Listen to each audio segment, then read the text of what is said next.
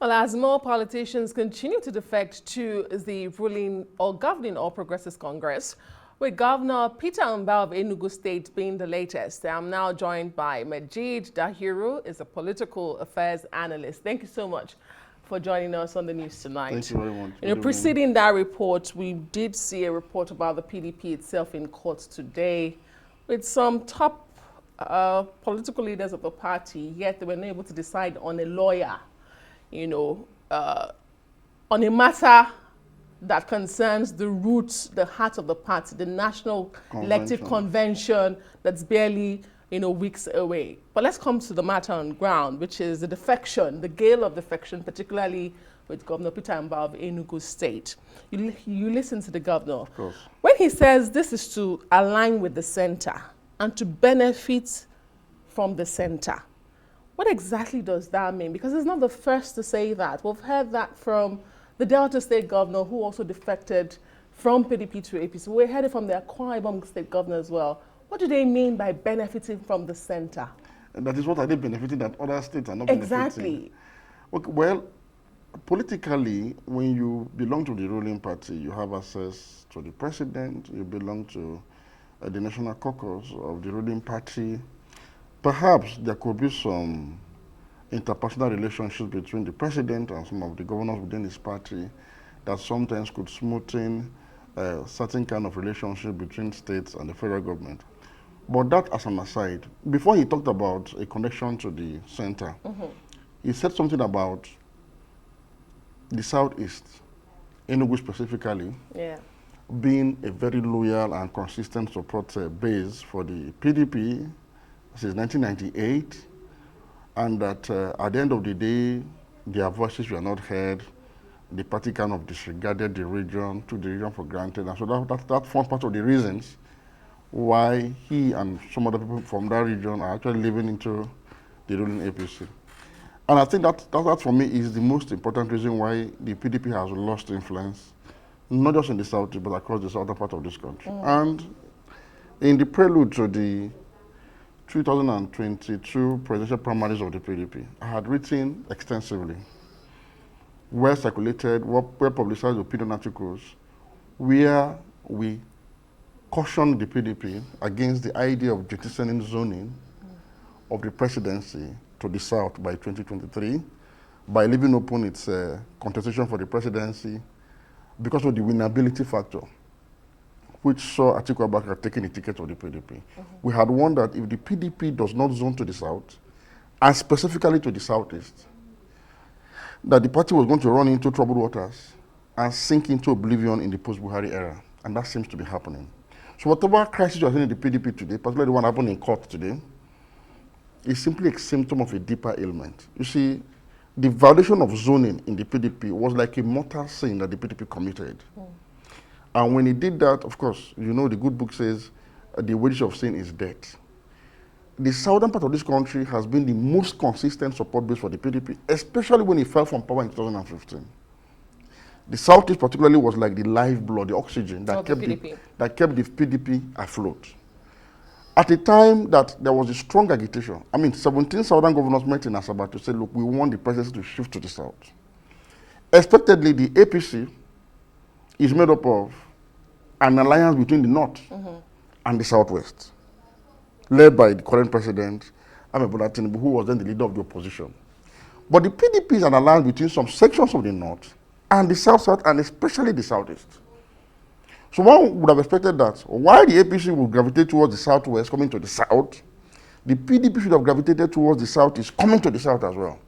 So in this instance, people like Atiku Abubakar and others from the north should have mobilized support towards the southeast. And in this instance, the party was so fortunate that they had a candidate, or an aspirant, a figure then in the PDP, who was so phenomenally popular ahead of even the presidential primaries, that everybody thought common sense. He ticks all the boxes. He's from the right part of the country.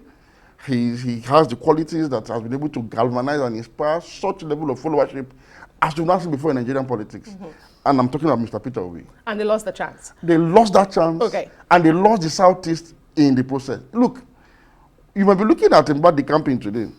Let me tell you something. Anambra State, which used to be a hotbed of PDP politics, had its governorship primaries some months ago, nobody, not one single individual, picked the form to contest for the primaries on the platform of the PDP. Do you see a situation where more states would defect, more governors would defect to the APC? Definitely. Let me say this. You see, when Atiku happened to the PDP, the PDP developed two problems. One was benign, one was malignant. The benign problem was Peter Obi. So he simply left the party quietly, and he appropriated the entire support base of the party in the South-South, in the Southeast, in Lagos, and parts of the Middle Belt. Okay. But the malignant problem is Wike, who has remained in the party, to say, look, I'm going to be here to slug it out. He has declared support for the president, who is of the APC extraction, while he's remaining in the PDP, meaning it will be in his interest to see that the PDP is either in crisis perpetually, weakened and unable to stand up to the ruling party because he has declared support for that party. So he's staying in the party to make sure that the kind of crisis you are seeing, including one you saw today in court, all right. persists. So you don't think that he's a spoiler within? Deliberately so, and justifiably so. Let's go back to this issue of, governors who are elected on a particular party platform, then up and go to another party, and they insist that it is in alignment and in sync with the central for the benefit of the people. Because questions are, is it really about the people or for self-preservation? Defections like this have become routine in Nigerian politics. Do you think, for instance, if the law mandated that if you defect, you lose your seat, do you think that would solve the problem? Okay, let me put it this way. You see, ordinarily, there's a reason why defections in Nigeria happen without any form of consequence. And I'll tell you why. Nigerian politics is not ideologically driven at all. Absolutely not. It's about power grab for self-service, essentially. And so, there's a little or no difference between party A or party B. Absolutely no difference. So, in this instance, talking about or making maybe a molehill, maybe making a mountain to a molehill or somebody move from one party to the other is a little bit misplaced, because what is actually specifically ideologically different or distinct about the PDP, for instance, that he has just left? What is there? There's no difference. I saw the Senate president, who was chanting APC and progress and Imba and progress. He was a founding member of the PDP.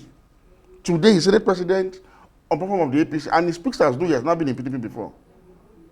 So there's really no difference at all. So I don't really get bothered when people move from one party to the other in Nigeria. But there's one party, ordinarily, that people should have been bothered about in this instance, not the PDP. What party is that? The Labour Party. You know why?